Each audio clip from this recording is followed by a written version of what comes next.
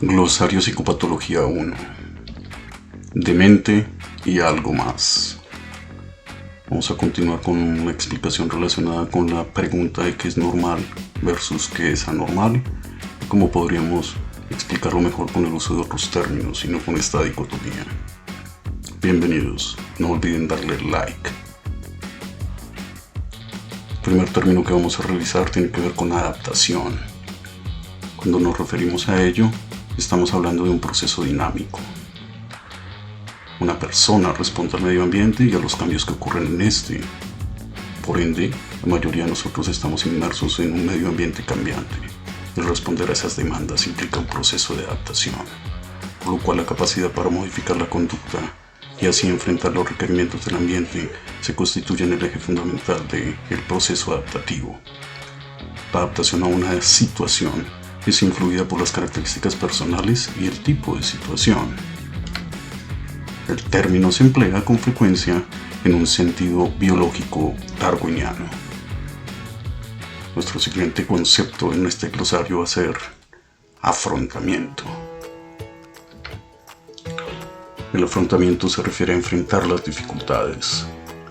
Generalmente algunos autores catalogan de afrontamiento activo aquel trabajo para mejorar una situación por medio de la persistencia, adquisición de mayor información e intento de soluciones alternativas, entre otras actividades. Por su parte, un afrontamiento pasivo se refiere a ocuparse de una situación estresante con retraimiento, con una actividad de distracción.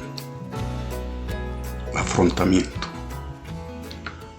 Nuestro siguiente concepto tiene que ver con la capacidad de afrontamiento. Esta se refiere a la manera característica en que una persona en particular maneja las dificultades o el estrés. Las capacidades de afrontamiento también se refieren a todas aquellas que utilizan con mayor frecuencia actividades dirigidas hacia una tarea, trabajar un problema paso por paso, control apropiado de las emociones, etc.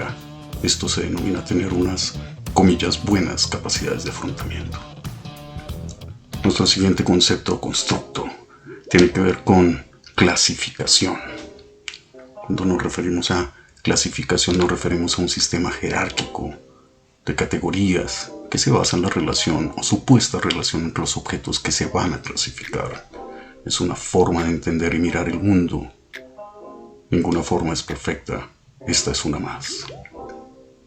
Nuestro siguiente concepto tiene que ver con diagnóstico. Cuando nos referimos a diagnóstico hablamos de la clasificación de los trastornos de conducta en términos de grupos relativamente homogéneos, con base en conductas similares o correlacionadas. La descripción resumida de los correlatos conductuales y la personalidad que se asocia con una clasificación en particular. Todo esto constituye la tarea diagnóstica. En el campo exclusivamente médico es el acto o proceso de decidir la naturaleza de la condición de una enfermedad. Diagnóstico. Nuestro siguiente concepto tiene que ver con estrés. El estrés es un sentimiento o reacción que presentan las personas cuando tienen que afrontar una situación que demanda acción de su parte, en especial aquellas que están más allá de sus capacidades. El estrés se refiere a cuando las demandas del contexto superan los recursos del individuo en ese momento particular. Es importante distinguirlo de la ansiedad. Son dos conceptos que se confunden con regularidad, incluso entre profesionales. Ligado con el estrés tenemos el estresor, que viene siendo la causa del estrés, presión o tensión, algo que perturba el equilibrio de un organismo.